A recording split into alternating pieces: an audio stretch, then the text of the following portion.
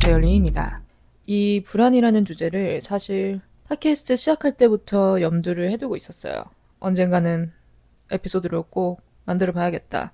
그래서 항상 저의 노션 페이지 한 부분에 자리 잡혀 있었죠. 근데 그렇다고 시작하자마자 팟캐스트를 이제 막 시작하는 그런 초기 단계부터 이런 얘기를 다루기에는 다소 무게가 있기 때문에 보류를 해왔습니다. 사람은 저마다 다 크고 작은 불안감을 안고 살아갑니다. 하루에 꼭 한두 번은 이렇게 자잘자잘한 불안감에 사로잡힐 때가 있어요. 어떨 때는 또 자기 전에 이런 증상이 나타나더라고요. 나 이제 자려고 눈 감고 침대에 누웠는데 이렇게 잠드는 때까지 시간이 걸리잖아요. 그럼 그 시간 동안 여러 가지 갖가지 생각들이 머릿속에서 이렇게 소용돌이 칩니다. 오늘 하루 있었던 일을 되돌아보거나 뭐 그냥 뜬금없이 생각나는 그런 것들도 있고요. 그 중에 꼭 한두 번씩은 이렇게 생각을 넘겨짓게 되면서 일어나지도 않은 일들을 걱정하면서 넘겨짓게 되면서 그게 이제 불안감으로 번질 때가 있는 거죠. 그렇게 끊임없이 생각하다가 나 지금 뭐 하는 거야? 쓸데없이 일어나지도 않은 일을 왜 벌써 염려하나. 그렇게 딱 한 번 정신 차리고 다시 수면에 집중을 하죠. 인간이 느끼는 불안의 대상은 수도 없이 많죠. 그 중에서 저는 오늘 제가 느끼는 불안감의 대상, 가족의 안위에 대한 불안, 내 자신에 대한 안전, 건강에 대한 불안, 뉴스 미디어가 우리에게 심어주는 불안감, 이렇게 외부적인 요인까지 한번 살펴볼까 합니다. 가장 대표적인 것들만 뽑아봤고요. 여러분들도 들으시면서 공감 가는 부분들이 없지 않아 있을 것 같아요. 많으면 더 좋을 것 같고요. 그럼 바로 시작해볼게요. 가족에 대한 걱정, 가족의 안위에 대한 불안감은 뭐 아이, 성인 상관없이 누구나 가지게 됩니다. 자연스러운 거예요. 다 누구나 부모님 걱정 하잖아요. 가족 걱정. 제가 어렸을 때 느꼈던 불안감 몇 가지를 한번 털어놓자면 예를 들어 뭐 아빠가 집에 늦게 들어오실 때, 전화를 안 받을 때.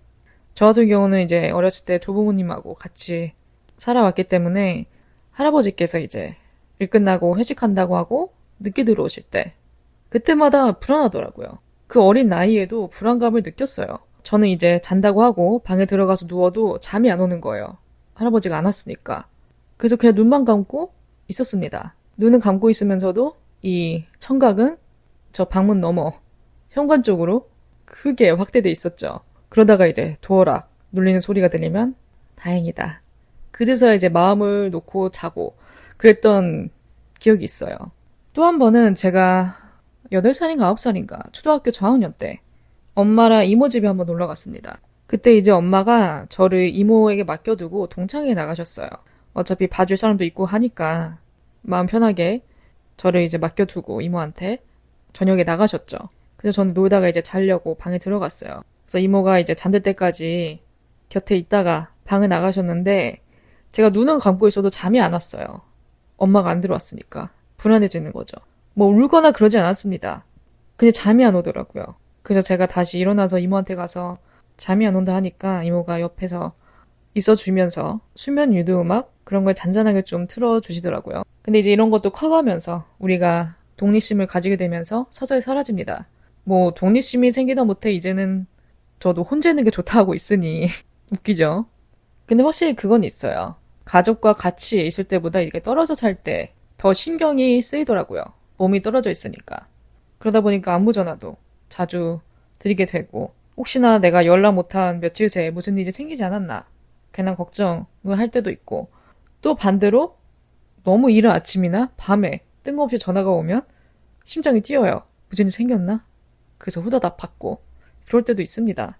또 뉴스에서 안 좋은 소식, 기사를 접하다 보면 걱정되죠. 바로 또 전화를 하게 되고 그래서 어렸을 때부터 성인이 된 시점까지 돌이켜보면 내 자신보다 가족을 더 걱정했던 것 같아요.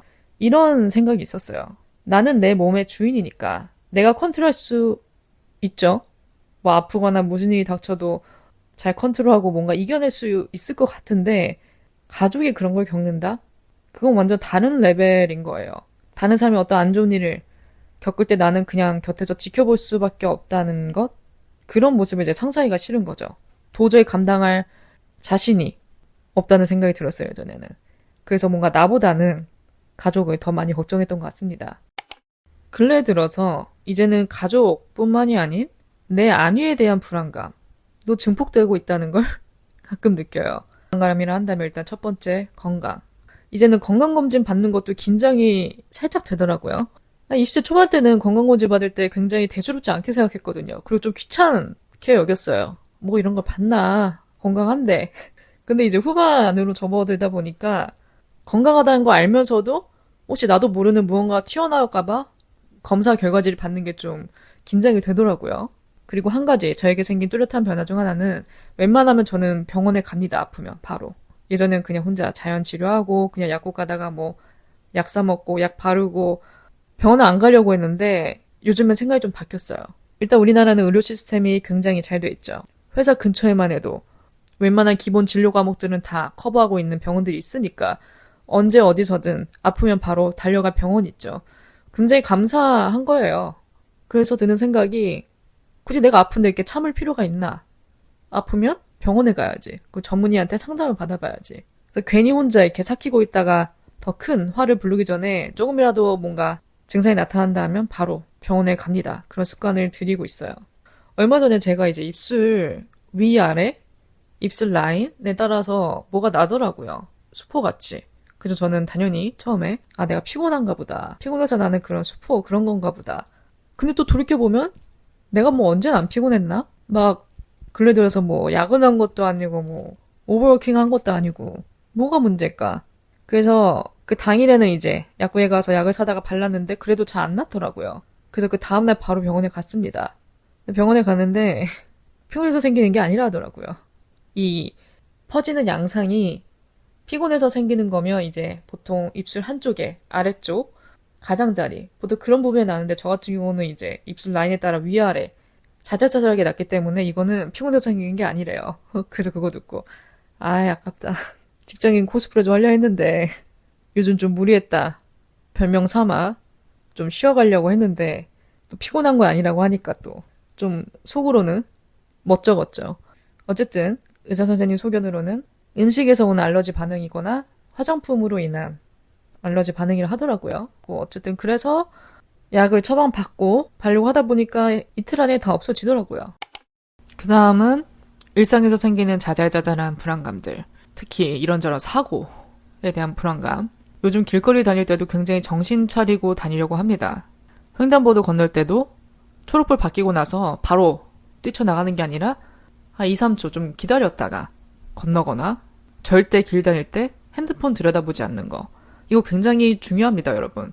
생각보다 이런 분들이 많더라고요. 가끔 길 가다가 이제 둘러보면. 제가 이 핸드폰 때문에 넘어진 분을 한번 목격을 했어요. 예전에. 버스를 타고 가다가 이제 내리려고 문 쪽에 이렇게 서 있다가 제 옆에 다른 분들이 이렇게 내리시길래 전 좀 기다렸죠. 기다리다가 저는 이제 끝에 이제 내리려고 하는데 딱 마침 제 앞에서 내린 남자분이 내리면서 핸드폰을 들여다봤어요. 핸드폰을 만지작거리면서 내리다가 발을 헛디딘 거예요. 뭐 지하철 그 틈 사이로 발이 빠지듯 이제 발을 인도 쪽으로 내디뎌야 되는데 그 인도와 버스 그 사이 틈에 잘못 디뎌서 그대로 앞으로 넘어졌습니다. 근데 그 넘어질 때 소리가 정말 컸어요. 정말 말 그대로 철푸덕 소리가 났는데 그 소리가 굉장히 컸습니다.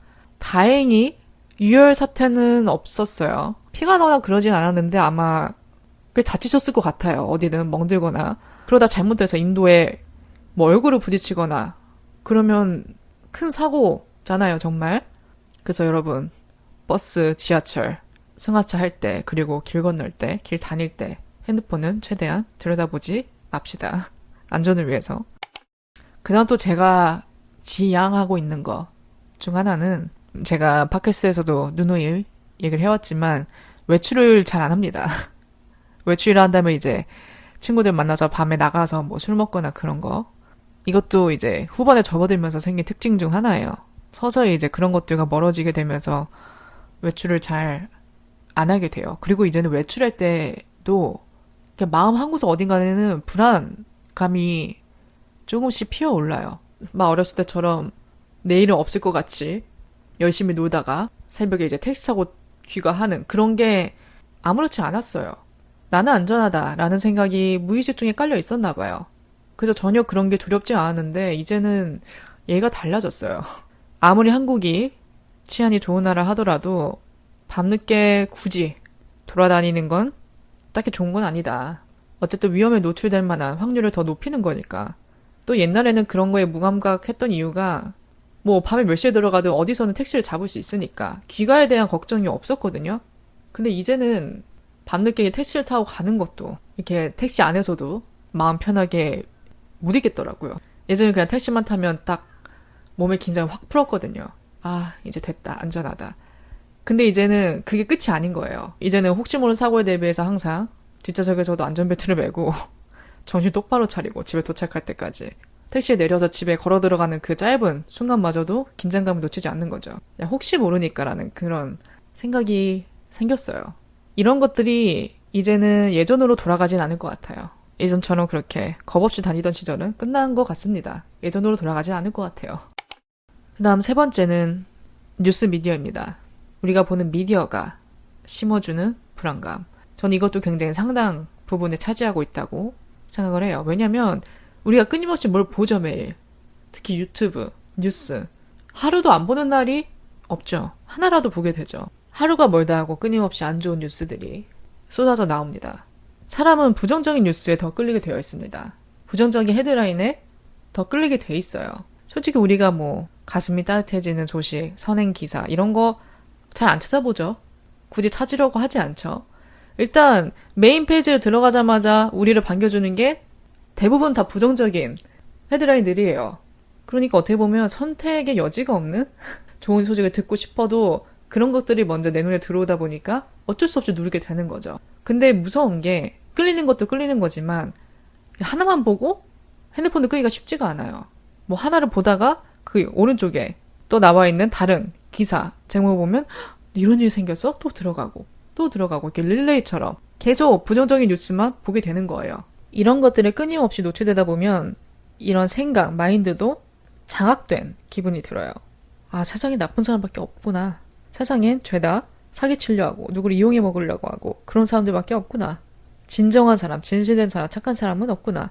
이런 생각이 들어요. 결국에는. 이제 내가 속한 이 세상마저 부정하게 되는 거죠. 근데 여러분, 그렇지 않습니다. 그런 뉴스에 감춰져서 드러나지 않는 것 뿐이지 이 세상에는 좋은 사람도 많고 좋은 일도 많이 일어나고 있습니다. 간혹 우리가 접할 수 있죠. 시민들이 시민을 구조하거나 도와주는 그런 소식 간간히 접하다 보면은 가슴이 따뜻해져요.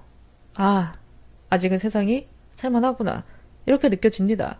이 세상은 내가 생각한 것보다 더 아름다울 수 있습니다. 뭐 여기에 정확한 뭐 통계, 자료가 따르는 건 아니죠.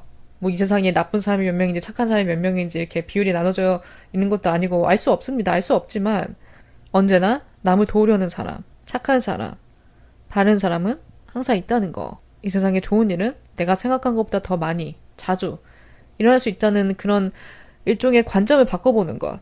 그것만으로도 이렇게 부정적인 소식에 찌들어져 있는, 물들어져 있는 뇌를 좀 정화시킬 수 있지 않을까라는 생각이 들어요.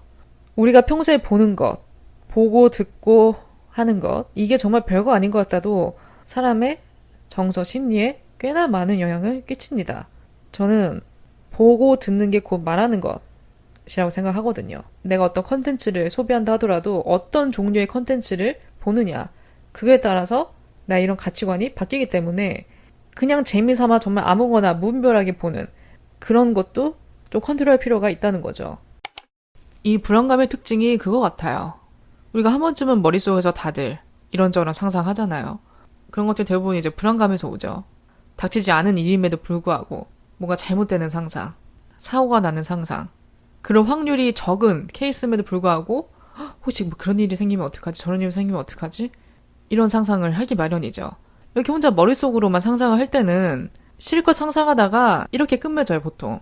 에이, 설마. 그런 일이 일어나겠어. 에이, 설마. 근데 이 설마가 실제 현실이 됐을 때, 실제 현실이 된 사례를 접했을 때, 그때 이제 이 불안감의 실체에 대한 그 무게가 달라지는 거죠. 느끼는 무게가. 설마라는 말도 이제 함부로 못하겠는 거예요. 설마가 사람 잡듯이 이 세상에 정말 예상할 수 없는, 어떻게 뭐 과학적으로 이런저런 타당한 원인들을 다 갖다 붙여서 딱 맞아떨어지게 설명될 만한 그런 일들만 일어나지 않으니까. 기상천외한 일들이 일어나니까 마냥 남의 일이다. 이렇게만 치부할 수 없는 거죠. 그런 데서 오는 불안감도 없지 않아 있습니다. 예를 들어 전쟁 같은 거. 21세기에 상상이나 했을까요, 누가? 2020년대에 와서. 그런 불안감들이 이제 현실이 될까 하는 두려움에서 더욱 증폭이 되는 거죠.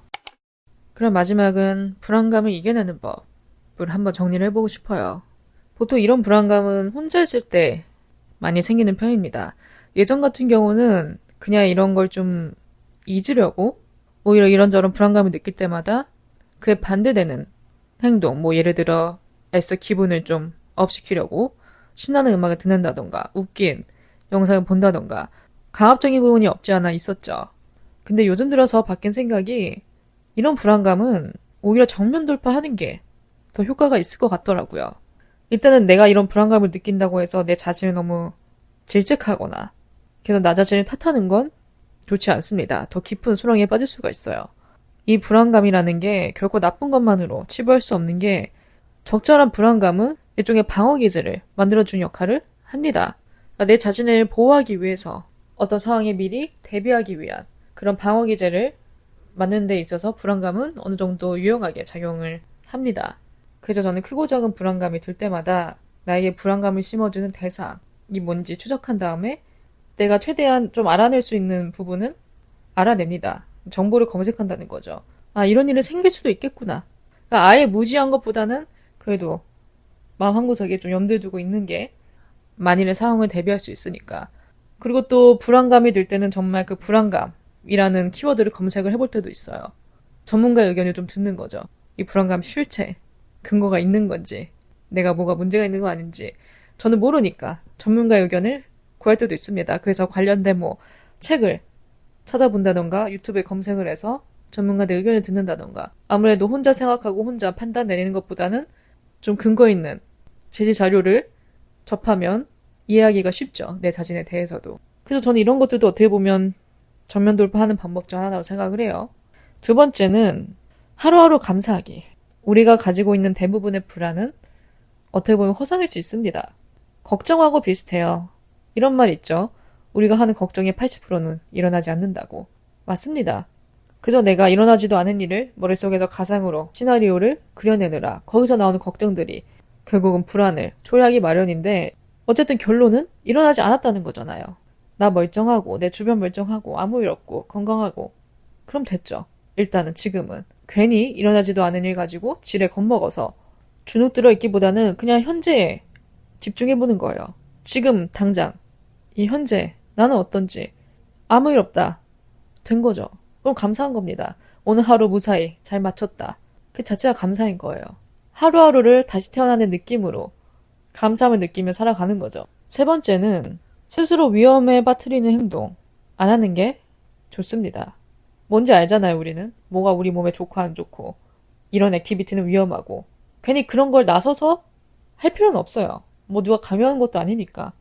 위험 요소가 강한 건 피하는 게 상책입니다. 네 번째는 아까 말씀드렸듯이 미디어를 좀 적절히 소비하는 거. 자기 통제력이 필요하죠. 자기가 조절해야 되는 부분입니다.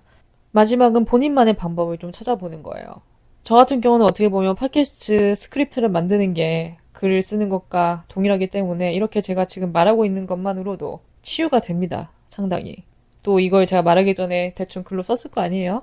쓰는 과정에서도 내가 어깨에 있는 짐을 좀 내려놓는 기분이 들어요. 뭐 유튜브, 구글 다 좋겠지만 또 팟캐스트 애청자시라면 팟캐스트에도 정말 유용한 자료들도 많고 또 전문가들도 많으니까 워낙 그런 키워드를 검색해서 전문가들이 내놓은 의견을 들어보거나 혹은 그냥 일반인이 털어놓는 그런 본인만의 스토리를 듣는 것만으로도 위로가 되거든요. 사람 일은 한치 앞을 모른다고 하죠. 또 알아도 딱히 좋을 것 같진 않아요. 내가 내 삶의 끝이 언제인지 알면 마음 편하게 살 수 있을까요? 그것도 딱히 좋은 시나리오는 아닌 것 같습니다. 근데 또 한치 앞을 모른다는 게 언제 어디서 무슨 일이 일어날지 모르는 거니까 어떻게 보면 매일 하루하루가 그런 변수들과 맞서 싸우는 거죠. 인생이 허무하다는 생각이 자주 들 수 있습니다. 도대체 무엇을 위해 사는 건가? 허무하다고 느낄 때마다 뭔가 내가 여태까지 해온 것들이 무슨 의미인지 그렇게 열심히 살아서 뭐 하는지, 어디다 써먹는지. 갑자기 그러니까 모든 게 다 부질없어지는 느낌이 들어요. 이 세상의 이치를 무엇으로 설명할 수 있을까요? 누구나 세상을 떠날 땐 후회하기 마련이에요.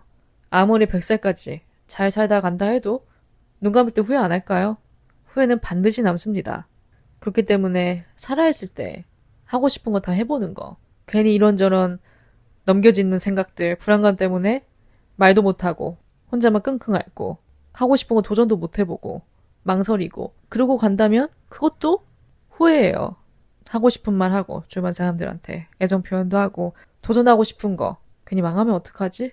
괜히 망설이다가 놓치지 말고 하고 싶은 건 도전해보는 거. 결과에 상관없이. 열심히 사는 거 좋지만 또 너무 갑박하게만 살지 말고 실천하면서 하고 싶은 거 실천하면서 살아가는 게 조금이나마 후회를 덜 남길 수 있는 방법이지 않을까 싶어요.